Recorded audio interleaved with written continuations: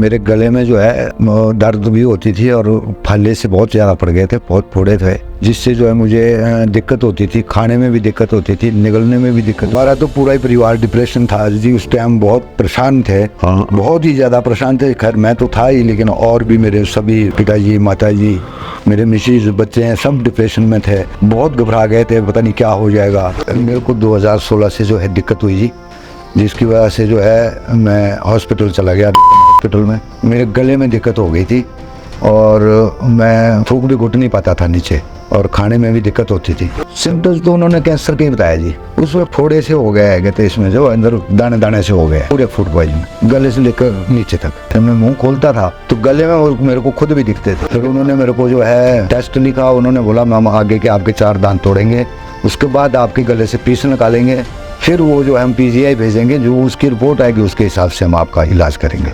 उस टाइम तो इतनी ज़्यादा समस्या का उन्होंने कोई वैसे नहीं बताया, मगर उन्होंने कहा भाई हम इस चीज़ का पता तब लग सकता है जब ये टेस्ट होंगे। हो सकता है आपको कोई ऐसी बीमारी, कैंसर की भी शिकायत हो सकती है। जब गले में तकलीफ है तो हो सकता है इस वजह से आपको जो है ये तकलीफ हो सकती है। तो मैंने इलाज करवाया जी, वहाँ भी मुझे जो है रिलीफ नहीं मिली। 2 महीने दवाई खाई वहाँ से। PGI में उन्होंने कहा जी आपको गले में जो है कुछ फोड़े से हो चुके हैं, जिसके लिए हमारे को जो है कीमा करना पड़ेगा, और उसके बाद हम इसका ऑपरेट करें।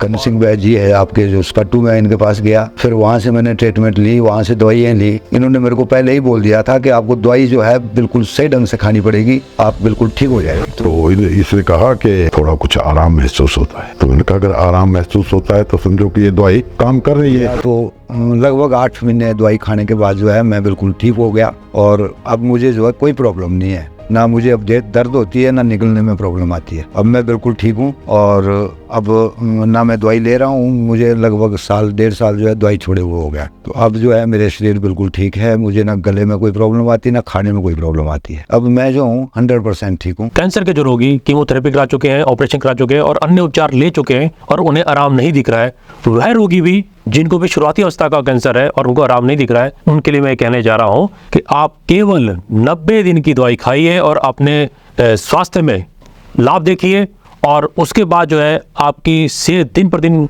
ठीक हो चली जाएगी।